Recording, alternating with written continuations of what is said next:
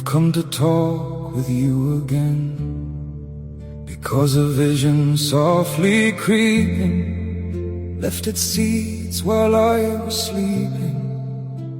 And the vision that was planted in my brain still remains within the sound of silence.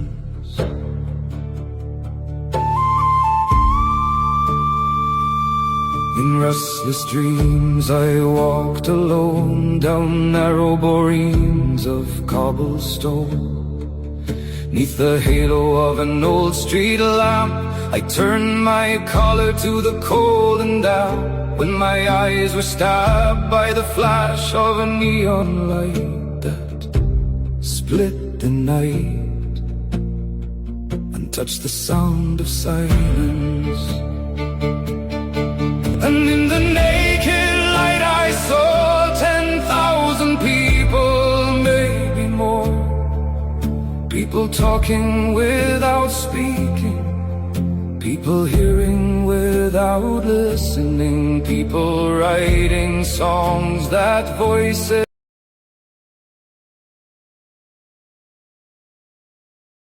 at 9, your Code Red station. I don't want an encampment outside of my yard, and at the same time, it is not the fault of the people who live there. In the high cost of homelessness, a man who lives in a Nashville park, South Inglewood Park to be exact, is back after being charged under a 2022 Tennessee law that makes camping on public property a felony. Now, while the felony charge was later reduced, this case is exposing two very different views on how communities should respond to homelessness. Fox 17 News' Madeline Nolan live now at the Metro Police Precinct in North Nashville with this story. Yes, Scott, that's right. And I did speak to the neighbor who called 911, and then I also spoke with neighbors who have known Joseph Williams for years.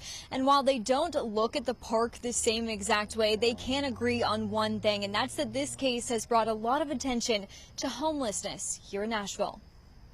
This is the South Inglewood Park Pavilion, where Joseph Williams has made it his home for years. But on June 28th, Metro Police arrested him, charging him with 2 felony counts of camping on public property. In 2022, Tennessee became the only state in the country where sleeping or camping on public property can be a felony, a law advocates say was never enforced this way before. Williams later pleaded guilty to a misdemeanor charge. The man who called police asked Fox 17 News not to identify him. He tells me he moved to the neighborhood just 3 months ago, partly because of this park. At first, he says Williams living under the pavilion didn't concern him, but he says he later started seeing people using drugs, having sex in the open, and even found needles near the playground. He says he first reached out to his council member May 23rd, as seen here, hoping outreach services could help. But when he says he got no response, he called police. I've never been to the park after dark, so I'm not here to dispute anybody's observations of activity that happens after dark. Michael Durham, founder of Inglewood Mutual Aid, a neighborhood group, says those concerns should be taken seriously, yet arresting people living outside doesn't solve the problem. The wait lists are so incredibly long for him to get into housing that is appropriate for his needs. And the shelter system is clearly not meeting his needs. But supporters of Tennessee's camping law say there has to be accountability. If all you're offering is carrots, people are going to refuse those carrots. And so there needs to be something there to kind of help people say, we're tired of waiting on your willingness. You can no longer do what you've been doing. Paul Webster is a senior fellow with the Cicero Institute, a think tank that helped form this law. He says camping bans have led more people to accept housing and services in other states. Durham, though, disagrees, saying policing homelessness only makes it harder to build trust with people who need help.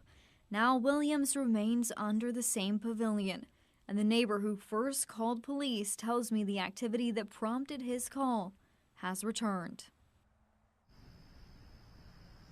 Now, the Davidson County District Attorney Glenn Funk has recently told Fox 17 News in the past that he will never prosecute these no camping laws as a felony. Reporting live here in Nashville, I'm Madeline Nolan, Fox 17 News, your Code Red station.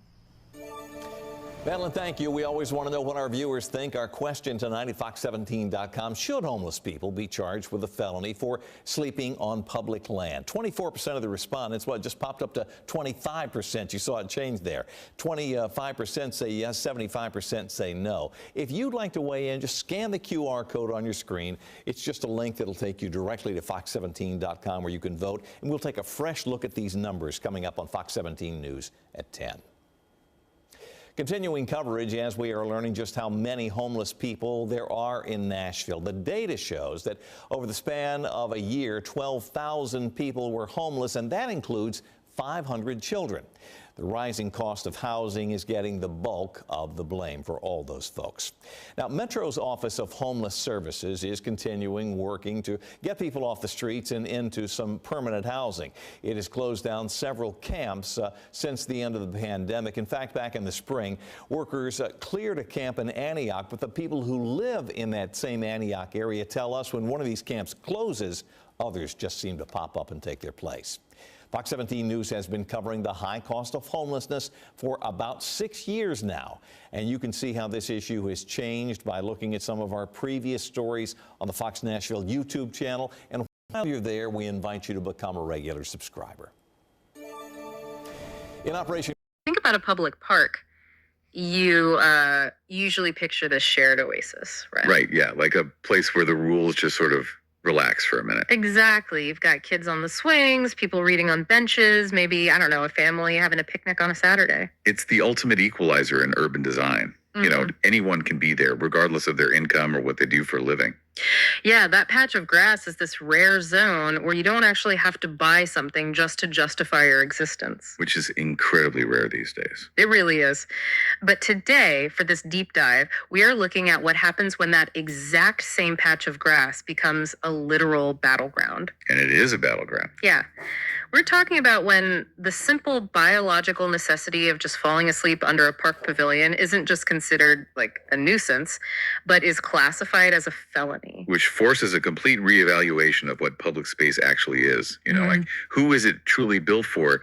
And how does society handle its most vulnerable people when they have literally nowhere else to go? Right. And just to set the stage for you listening, today's topic is heavy. We are diving into a really charged intersection here: the escalating housing crisis, grassroots community support, and a very controversial new law in Tennessee that fundamentally changes how the state manages public encampments. And we are pulling from a massive stack of sources today. Huge stack. We've got fiercely debated perspectives from grassroots advocates on the streets, policy papers from conservative think tanks, and the raw frustrations of housed neighbors. And we should be very clear up front. Yes, absolute impartiality disclaimer here. Some of these sources are highly politically charged. They criticize both right-wing and left-wing figures, but our goal today is not to pick a side or, validate the intense rhetoric you might hear. Right, we're just mapping the territory. We're laying out the core arguments from the source material so you can understand the mechanics of what is actually happening on the ground. Exactly. And to really grasp the scale of this, we can't start in the State House. We kind of have to start on the ground with the people navigating this reality every single day. Which brings us to a really incredible nonprofit in Middle Tennessee called Colby's Army. Yes, run by their executive director, Lisa Wysocki.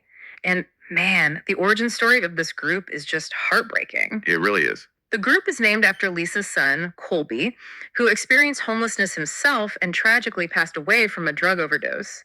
And Lisa has talked about how Colby fundamentally struggled with being indoors. Like, the walls literally felt like they were closing in on him. And that kind of severe claustrophobia, or just that intense anxiety, is actually really common among the chronically unhoused. Is it? Yeah, absolutely. Traditional shelter environments with their rigid rules and curfews and crowded spaces, they can trigger intense trauma responses for a lot of people. Wow, that makes a lot of sense. There's this one story about Colby from the sources from when he was just a kid, maybe 9 or 10 years old, that I think perfectly captures the whole spirit of the organization. Oh, the shoe story. Yeah, he would come home without a shirt or without his shoes, and his mom would ask where they went, and he just casually explained that he had met someone who needed them more, so he just gave them away. That radical empathy is basically the entire foundation of Colby's army today. Right. They operate in the West Nashville and Bellevue areas. And they don't just hand out survival gear and backpacks. I mean, they deliver dozens of hot meals at a time. Veterans and unhoused folks in that area have flat out said that without this group, they would not have survived the winter. But here's the thing that really stands out. Their methodology goes way beyond just being a mobile food pantry. Yeah, they use a barn, right? Yes. Colby's army operates out of a barn, and their primary rehabilitation tool is actually horse therapy. Which sounds so counterintuitive at first. Right, but they work with the formerly homeless, veterans dealing with severe PTSD, and young people with cognitive challenges. They teach life skills, they run internship programs, all centered around the care required to work with a 1,000-pound animal. I mean, when you dig into the psychology of it, it actually makes total sense. It really does. It taps into this profound psychological need for agency. When someone is living on the street, they're often treated as invisible or, just as a problem to be managed. Right. They have zero control over their environment. Exactly. So handing them the reins of a horse, it flips that dynamic entirely. There's this story in the sources about Miss Mallory, a woman who was formerly homeless and participates in the program. Oh, yeah. She talked about the paralyzing anxiety of trying to get back on her feet. Yeah. When she first came to the barn, she was terrified to even get on the horse. She was worried she'd humiliate herself, but mastering that skill gave her this massive boost of self-worth. She talks a lot about finding balance. And her instructor draws this brilliant parallel there. The physical balance you need to stay upright on a horse is a direct metaphor for emotional balance. Like if you lean too heavily on one stressor, you just topple over. And for Miss Mallory, the barn is her sanctuary. Navigating housing applications, job interviews, maintaining sobriety, which she calls life on life's terms. It's exhausting. Writing helps her literally escape all that. And there are some really lighthearted moments there, too. Like, there's a horse named Braxton who apparently practices his own form of social distancing. Yeah, he just wanders far away from the herd to eat his hay in total peace. Which, honestly, is incredibly relatable. Very relatable. But the broader point here is that this group is providing vital, life-saving community support. They're even trying to buy property in Ashland City to consolidate their efforts. Right. So you have this deeply compassionate group doing the heavy lifting, but then they run into this bizarre hurdle. A volunteer named Jess Wilson was out at Richland Park on a blistering hot day, handing out cold water and clean clothes. And Metro Parks police just shut it down. They told her she needed a permit just to hand out water. Yeah, because of complaints from neighbors living near the park. So to avoid trouble, the group had to pack up their baskets, leave the park, and move across the street to the library.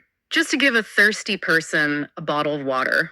It feels so trivial, but the sources point out that this small interaction is actually a microcosm of a much larger statewide clash. Oh, absolutely. Yeah. That permit issue is just the tip of the spear. Tennessee has fundamentally altered the legal definition of homelessness. And this is the part that is just wild to me. Tennessee recently became the first state in the nation to make it a felony to pitch a tent on public land that isn't a designated campsite. Not a citation, not a misdemeanor, a felony. A literal felony. Yeah. And to understand how we got here, you have to look at the timeline. It started back in 2012 with a relatively modest law banning camping on state-owned property. It was just a misdemeanor. Right. Then in 2020, right in the middle of the pandemic chaos, lawmakers quietly escalated that. Sleeping in the wrong place on state land became a felony. And then they expanded it again in 2022 to cover all public property. State, local, city parks, the sidewalk under a highway overpass. All of it. And the penalties are severe. Up to 6 years in prison and a $3,000 fine. Plus, in Tennessee, a felony conviction means you lose your voting rights. Okay, I have to push back on this logic for a second because, I mean, how can this law even be humane? You have people who are pushed out of their homes so developers could build million-dollar homes that, by the way, were built like 6 years ago, and a lot of them are just sitting completely empty right now. It's a massive contradiction. It is. And if the ultimate goal of society is to get folks back on their feet, paying rent, getting jobs, how does slapping them with a felony help? No landlord or HR department doing a background check is going to touch someone with a felony record. Aren't we just ensuring they stay permanently locked out? That exact paradox is what advocates are screaming about. Lindsay Cranks, who co-founded Open Table Nashville, argues that this law actively makes the crisis worse. It strips people of whatever little agency they have left. Yeah, throwing them in a jail cell doesn't build a house. Right. But, and we have to look at the other side of this dynamic, there are people who live next to these parks who are absolutely at their wits' end. Right, the frustrated neighbors. Take Becky Lowe. She lives in a leafy Nashville suburb, and over the years, she watched her local park become completely overwhelmed by sprawling encampments. And from her perspective, years of compassion outreach just haven't solved the problem. She actually said, quote, "Nothing has worked." Exactly. Mm-hmm. The volume of tents basically rendered the park unusable for the house community. So she supports the threat of a felony. She supports what policymakers call the stick approach because she feels the safety of her neighborhood has been sacrificed. It's just this brutal tug of war.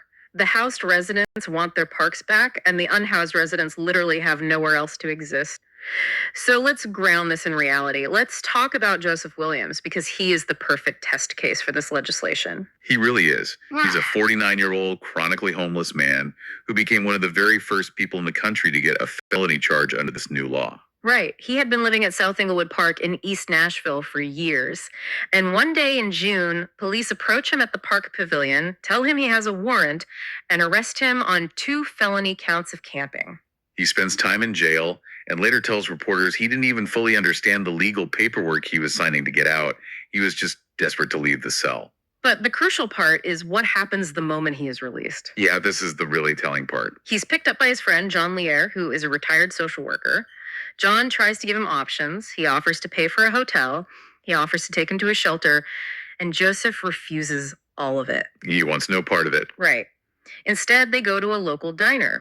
Joseph orders the lumberjack breakfast, which is this massive plate of pancakes, eggs, and sausage, literally designed for someone who might not see another meal for a while. They finish eating, step outside into the pouring rain, and Joseph walks right back to the exact same park pavilion in South Inglewood Park where he was just arrested. And you have to ask, why risk another felony? Why go back to the spot that got you thrown in a cage? Exactly why.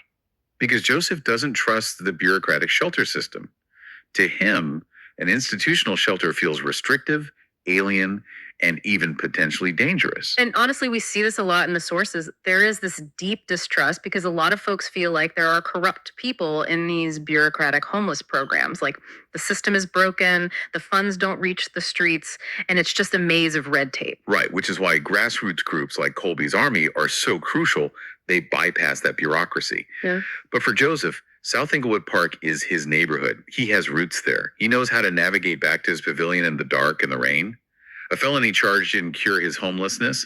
It just paused it for a few days. So if this punitive approach has such obvious limits on an individual level, who is actually driving this legislation? Because it's not just frustrated neighbors writing state laws. Oh no. This is a highly organized, heavily funded national effort. A lot of the legislative framework originates from a conservative think tank in Texas called the Cicero Institute. Founded by tech billionaire Joe Lonsdale, right? The guy who co-founded Palantir. Yes. And that tech background is essential to understanding his approach. Palantir is all about big data, mapping massive systems, and finding cold, hard efficiencies. So he's taking that Silicon Valley optimization mindset and applying it to social policy. Precisely. The Cicero Institute looks at the prevailing philosophy in social services, which is known as housing first, and they view it as a systemic failure. Just a quick refresher for you listening. Housing first is the idea that you give someone a permanent home without preconditions, like mandatory sobriety, and then provide the wraparound services once they're stable. Right? It leads with compassion. Sure. But the Cicero Institute argues we simply do not have the time or resources to wait decades to build brand new housing for everyone. It's mathematically too slow for them. Yeah.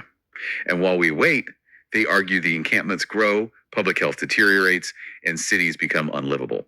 So they push for this stick and carrot model. Okay, break that down. You use the threat of arrest to stick to force unhoused individuals to dismantle their camps. This pushes them toward the carrot.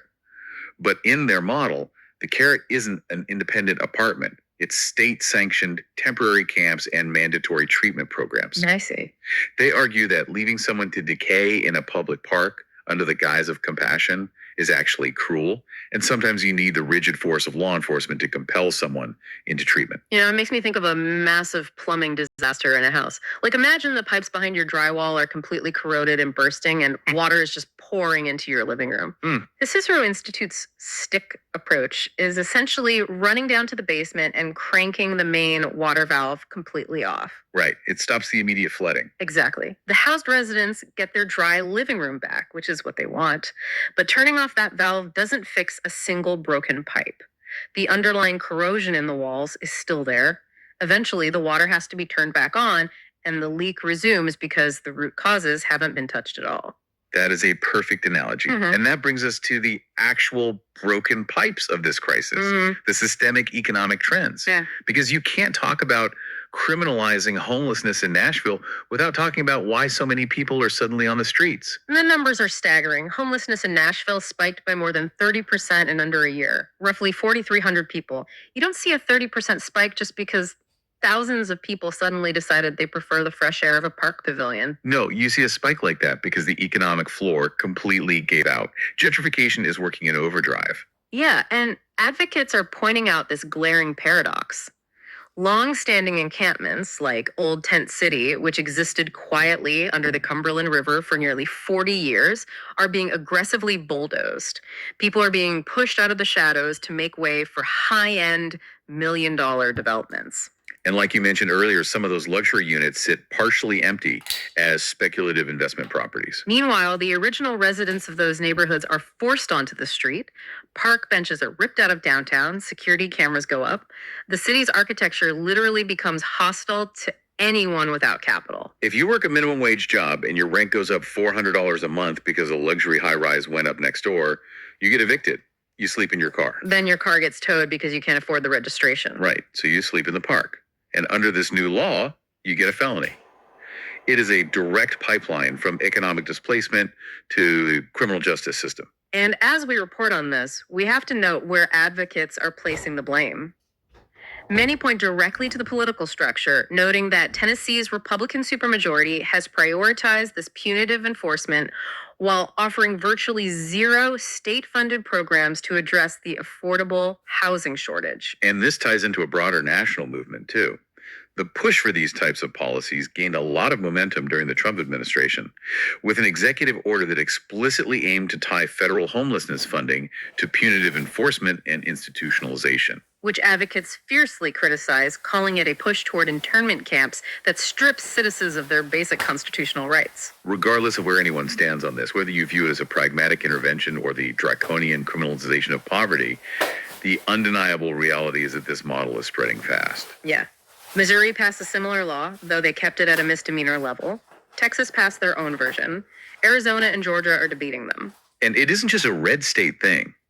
Look at Los Angeles. Deep Blue California is having incredibly tense debates within its city councils over how to manage massive street encampments, constantly wrestling with this exact same balance of the stick and the carrot. Which is why this matters to you, whether you live in Nashville, Miami, or Chicago.